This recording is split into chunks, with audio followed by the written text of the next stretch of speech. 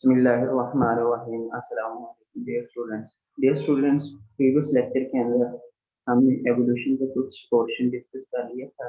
Means के introduction to evolution हमने discuss कर लिया था। Today we will proceed from inheritance of acquired characteristics. आज का जो लेक्चर होगा वो हम स्टार्ट करेंगे inheritance of acquired characteristics.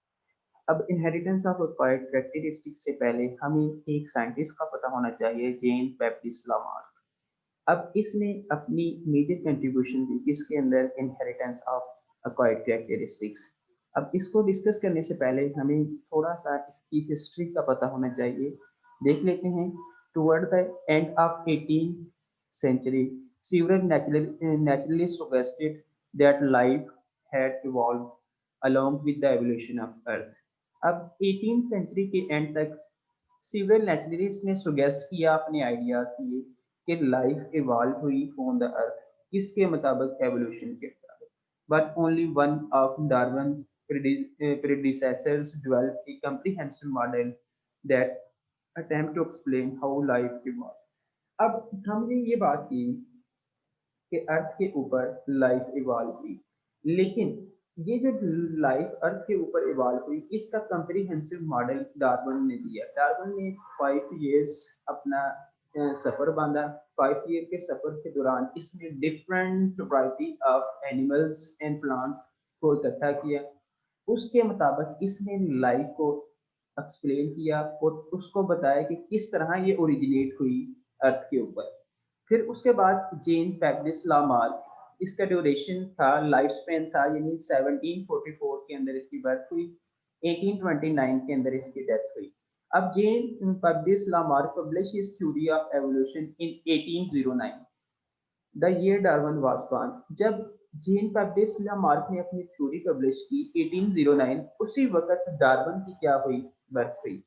Lamarck was in charge of invertebrate collection at the Natural History Museum in Paris। अब ये जो लामार्क था ये इंचार्ज था इन्वर्टिब्रेट कलेक्शन का, ठीक है। Natural history museum in Paris के अंदर ये इस म्यूजियम का इंचार्ज था, लेकिन उस म्यूजियम के अंदर कलेक्शन किसकी होती थी, इन्वर्टिब्रेट की, ठीक है। He presented a mechanism to explain how specific adaptation evolved। फिर इसने प्रेजेंट किया एक मैकेनिज्म कि कैसे स्पेसिफिक अडाप्टेशन इवॉल्व होती है। इसने अपने आइडियाज के मुताबिक, अपने मैकेनिज्म के मुताबिक इसने ये बात की कि जो चीज़ें ज़्यादा इस्तेमाल होती हैं वो ज़्यादा ग्रो करती हैं, जो चीज़ इस्तेमाल नहीं होती वो चीज़ ख़त्म होती जाती है। फिर इसने इसकी एग्जांपल किसके साथ दी कि इसने रिलेट किया ब्लैक स्मिथ, लोहार को। इसने कहा कि ब्लैक स्मिथ इस्तेमाल करता है हैमर, हथौड़ा, यानी ये सख्त काम करता है, जिसकी वजह से इसके बाइसिप और ट्राइसिप क्या हो जाते हैं, स्ट्रॉन्ग हो जाते हैं। इसी तरह गिराफे वगैरह, ठीक है, ये गिराफे क्या करते हैं कि अपनी नेक यूज करते हैं, किसके लिए, ये चारे के लिए, यानी पत्तों को खाने के लिए, दरख्तों से पत्तों को उतारने के लिए अपनी बड़ी गर्दन का इस्तेमाल करते हैं, गर्दन का इस्तेमाल करते हैं गिराफे, ठीक है, नेक का इस्तेमाल करते हैं, जिसकी वजह से इनकी क्या हो चुकी, नेक क्या हो चुकी, लॉन्ग हो चुकी। फिर इसने ये बात की, इसी को इसने प्रोसीड करते हुए ये बात की कि पहले जमाने के अंदर स्नेक की लेग्स होती थी। अब स्नेक ने वो लेग को इस्तेमाल नहीं किया, आहिस्ता से आहिस्ता आहिस्ता वो क्या हो चुकी, डिटोरियोरेट, ठीक है, यानी वो खत्म होगी, डल हो चुकी वो, क्योंकि जो चीजें इसने कहा ज्यादा इस्तेमाल होती हैं वो ज्यादा ग्रो कर जाती हैं, चीजें इस्तेमाल नहीं होती हैं वो खत्म हो जाती है। फिर इसने कहा कि इनहेरिटेंस ऑफ एक्वायर्ड, यानी ये नस्ल दर नस्ल चलती रहती है। हालांकि हमें पता है कि ये ऐसा पॉसिबल नहीं हो सकता। फिर उसके बाद चार्ल्स डार्विन, चार्ल्स डार्विन की पैदाइश हुई श्रोसबरी। ये श्रोसबरी एक स्टेट थी वेस्टर्न इंग्लैंड के दरम्यान, ठीक है। वेस्टर्न इंग्लैंड की एक छोटी सी स्टेट थी श्रोसबरी, उसमें चार्ल्स डार्विन 1809 के अंदर पैदा हुई। फिर इसने अपना एक सफर बांधा। इसका सफर तकरीबन 5 साल का था। इसने इस सफर के दरमियान बीगल को यूज किया, बीगल इसकी शिप का नाम है और इसके सफर का नाम जो था वो वॉइस था। इसने अपना सफर किधर से, जब इसने देखा, इसने सफर को कंटिन्यू किया, किधर से किया कि साउथ अमेरिका कोस्ट लैंड, यानी साउथ अमेरिका के साहली इलाकों का इसने अब क्या मुआयना किया। उसमें से इसने साउथ अमेरिका के स्पेसिमेन यानी 1000 ऑफ स्पेसिमेन इकट्ठे किए, किसके, फौना और फ्लोरा के। फोना एनिमल को जाहिर करता है, फ्लोरा किसको, प्लांट्स को। ठीक ठीक है। फिर इसने नोटिस किया कि फोना फोना और फ्लोरा जो थी साउथ अमेरिका की वो डिफरेंट थे, किसके मुताबिक, यूरोप के मुताबिक। ये यूरोप के अंदर प्लांट और एनिमल थे वो डिफरेंट थे, किसके मुताबिक, साउथ अमेरिका। इसने साउथ अमेरिका की डिफरेंट स्पेसिमेन इकट्ठे किए, यानी स्पीशीज की इकट्ठी की, किसकी, प्लांट और एनिमल की। इसने कहा साउथ अमेरिका के प्लांट और जो एनिमल थे वो यूरोप से क्या थे, डिफरेंट थे। फर्दर मोर इसने बात की, the South American fossils that Darwin found तो clearly different from modern species. फिर इसने साउथ अमेरिका के फोसिल इकट्ठे किए, यानी साउथ अमेरिका के साहली इलाकों को इसने खोजा, उसमें से साहली इलाकों के अंदर से इसने फोसिल लिए। फिर इसने कहा कि वो फोसिल डिफरेंट है, जो क्या है, किससे डिफरेंट है, कि मॉडर्न स्पीशीज से। देखें, from modern species were distinctly South American in their resemblance to living plants and animals of that country. ठीक है। फिर इस प्रकार के मॉडर्न स्पीशीज से वो डिफरेंट थे, लेकिन वो रिजेंबल करते थे जो लिविंग प्लांट और एनिमल उस कॉन्टिनेंट, उस बड़े आजम के ऊपर रह रहे थे। फिर इसने क्या किया, a particular puzzling case of geographical distribution was the fauna of the Galapagos island. फिर इसने कहा कि पार्टिकुलर पजलिंग जियोग्राफिकल डिस्ट्रीब्यूशन हुई, यानी जो जियोग्राफिकल डिस्ट्रीब्यूशन हुई, इसने एक आइलैंड का मुआयना किया, गैलापागोस आइलैंड। ये गैलापागोस आइलैंड साउथ अमेरिका के साथ था। ठीक है। साउथ अमेरिका के बिल्कुल साथ गैलापागोस आइलैंड था। इसने उधर जाके देखा कि इसने उधर जाके यानी उधर से स्पेसिमेन इकट्ठे किए, किसके, प्लांट्स और एनिमल की। Most of the animal species of the Galapagos live nowhere else in the world, although they resemble species living on the South American mainland. अब इसने कहा कि जो कुछ स्पीशीज रह रही है किसके ऊपर, गैलापागोस के ऊपर। ठीक है। लेकिन वो उसकी कुछ ना कुछ रिजेम्बलेंस है किसके साथ, साउथ अमेरिकन मेनलैंड में। ठीक है।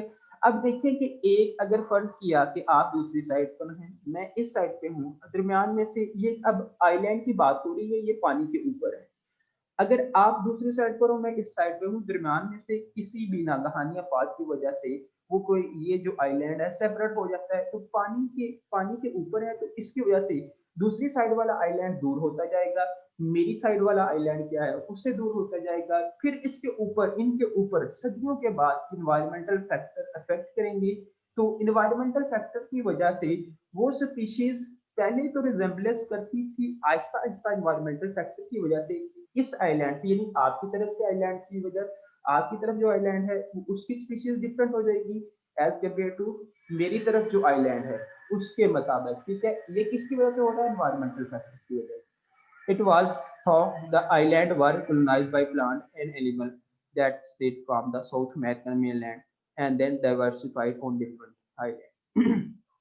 अब इस बात इसमें देखना ये है, फिर इसने ये बात की कि साउथ अमेरिकन मेनलैंड के जो प्लांट और एनिमल थे, ठीक है, वो स्प्रेड हुए। देखिए, plants and animal that stray, stray का मतलब होता है आवारा फेरना, यानी एक जगह से दूसरी जगह जाना। इसने कहा कि ये जो रिजेम्बलेंस करते हैं गैलापागोस आइलैंड के ऊपर, ठीक है, जो एनिमल रिजेम्बलेंस वो क्यों करते हैं, क्योंकि ये किधर से आए हुए हैं, साउथ अमेरिकन मेनलैंड से डाइवर्सिफाइड हुए हैं, इसके ऊपर डिफरेंट आइलैंड के ऊपर। Among the birds Darwin collected on the Galapagos were 13 types of finches that although quite similar seems to be different species.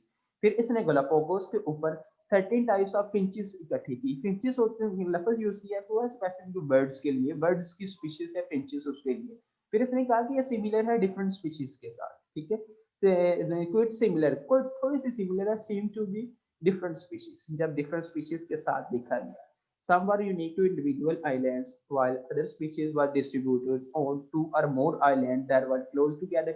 अगर देखिए एक स्पीशीज है, एक आइलैंड से दो या तीन आइलैंड के ऊपर चली जाती है, वो इट सिमिलर होगी, लेकिन वो कुछ अरसे के लिए सिमिलर होगी, जब उसके ऊपर मजीद एनवायरमेंटल फैक्टर अफेक्ट करते रहेंगे, वो स्पीशीज एक जगह से दूसरी जगह जाती रहेंगी, वो टोटली डिफरेंट हो जाएगी। Over many generations, the two population could become dissimilar enough to be designed as separate species. यही मैं बात बता रहा हूँ कि काफी सारी जनरेशन के बाद, मिलियंस ऑफ ईयर्स के बाद, वो स्पीशीज टोटली डिफरेंट हो जाती है एक स्पीशीज से दूसरी स्पीशीज में, देखिए डिसिमिलर हो चुकी है। This is apparently what happened to the Galapagos finches। यही क्या है apparently, क्या happen हुआ किसके ऊपर, Galapagos finches के ऊपर। By the early 1840th century, Darwin had worked out the major feature of his theory of natural selection as a mechanism of evolution. अब 1840 के अंदर डार्विन वर्क काम कर रहा था किस अपनी थ्योरी के ऊपर। वो थ्योरी किस पर बेस कर रही थी? नेचुरल सिलेक्शन के ऊपर। Natural selection mechanism of evolution, यानी कि ये एक थ्योरी लिख रहा था, अपनी किताब लिख रहा था किसके मुताबिक? प्लांट्स और एनिमल के मुताबिक। लेकिन इसके अंदर उस किताब का मेन थीम जो क्या था? Natural selection mechanism of evolution. In 1844, Darwin wrote a long essay on the origin of species and natural selection. अब 1840 के अंदर इसने थ्योरी लिख रहा था, लेकिन 1844 के अंदर डार्विन ने क्या लिखा? एक ऐसे लिखा किसके ऊपर? Origin of species and natural selection. But before, अब इसके काम से पहले अल्फ्रेड वेलेस यही काम कर रहा था किसके? ईस्ट इंडिया के। ईस्ट इंडिया के अंदर अल्फ्रेड वेलेस भी यही इसी का सेम इसी तरह का काम कर रहा था। इससे पहले अल्फ्रेड वेलेस ने क्या किया कि अपना पेपर, अपना ऐसे पब्लिश कर दिया। जब अपना ऐसे पब्लिश किया तो इसने देखा कि ये बिल्कुल सेम मेरा काम, फिर इसने अपने काम को रोक दिया। फिर इसने वही अल्फ्रेड वेलेस का जो काम था वो लिया, और अपना रिलेट करने के बाद, अपना काम रिलेट करने के बाद इसने क्या किया कि linear society of London on July 1 1850 अपना काम इसने क्या सबमिट करवा दिया। किसको? Linear society of London. London के अंदर कब करवाया? 1 जुलाई 1858 के अंदर। ठीक है। फिर Darwin quickly finish the origin of species and publish it the next year. फिर इसने ये पब्लिश किया जब सबमिट करवाने के बाद उससे अगले साल। In this book Darwin developed two main थी। अब इसने अपना ये देखिए अल्फ्रेड वेलेस ने इससे पहले काम पब्लिश करवा दिया ऐसे जो था, फिर इसने अपना काम रोक लिया, फिर इसने उससे कुछ चीजें उठाई, उठाने के बाद अपनी किताब लिखी, उसको उसको सबमिट करवाया इधर London society of linear society of London के अंदर कब करवाया? जुलाई 1 1858 के अंदर। फिर उसके बाद इसने अपनी यही किताब नेक्स्ट ईयर के अंदर पब्लिश कर दी। अब इसके जो मेन मकसद थे इसकी बुक के, ठीक है, देखिए in this book Darwin develop two main points. वो मेन पॉइंट ये थे, descendant with modification. Descendant with modification, अब एक चीज है एनवायरनमेंट के अंदर आ चुकी, अब उसके अंदर मॉडिफिकेशन आएंगी। मॉडिफिकेशन किसके मुताबिक आएंगी? यानी एनवायरमेंटल फैक्टर की वजह से। क्योंकि क्यों आएंगी? क्योंकि वो एवोल्यूशनरी ट्रेंड है, ठीक है। Ancestor common to all lines of evolutionary branches from that. और अब हमने 11th क्लास के अंदर एवोल्यूशनरी ट्री देखा था, जिसमें आपको बैक्टीरिया के बाद हमने एल्गी फंजाई, वो डिफरेंट ब्रांचेस निकल गई थी। वो किसके मुताबिक थी? एवोल्यूशनरी ट्रेंड के मुताबिक।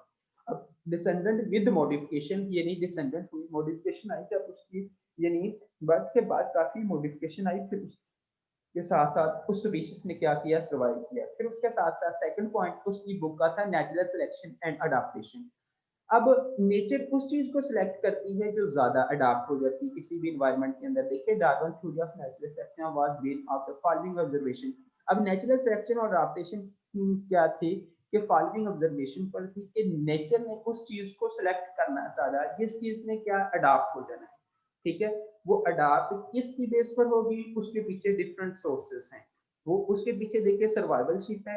सर्वाइवलशिप के साथ साथ जिस चीज ने ज्यादा सर्वाइव कर लिया एनवायरनमेंट के अंदर, उस चीज ने क्या कर लिया? ज्यादा अडाप्ट कर लिया। फिर उसके साथ साथ अगर हम बात करें कि जो चीजें, इसने ये बात की थी कि जब ज्यादा चीजें प्रोड्यूस होंगी वो ज्यादा सर्वाइव करेंगी, ठीक है, क्योंकि उनकी प्रोडक्शन हुई। उन ज्यादा चीजों में से वो स्पीशीज सर्वाइव करेगी जो ज्यादा एनवायरनमेंट को अडॉप्ट कर लेगी। देखिए survival in the struggle for existence is not random, ठीक है। अब सर्वाइवल स्ट्रगल जो एग्जिस्टेंस के लिए एक रैंडम नहीं है। जिसने ज्यादा सोर्सेज एनवायरनमेंट के अंदर इस्तेमाल कर लिए वो सर्वाइव करेगा। दूसरे individual whose inheriting characteristics it the best to the environment. फिर इसने ये बात की कि जिसके अंदर इनहेरिटेंस कैरेक्टरिस्टिक्स ज्यादा होगी, किसके मुताबिक? एनवायरनमेंट के मुताबिक, वो उस एनवायरनमेंट के अंदर क्या हो जाएगी? ज्यादा सर्वाइव करेगी। फिर देखिए this unequal ability of individual to survive and reduce will lead to the gradual change in population.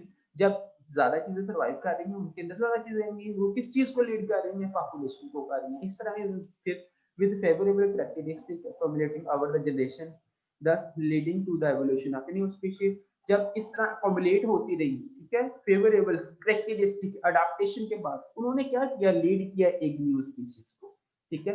Dear students, आज का लेक्चर हमारा इधर तक ही था। उम्मीद करता हूँ कि आपको समझ आ चुकी होगी। अपना बहुत सा ख्याल रखिएगा, दुआ में याद रखिएगा। ओके, अल्लाह।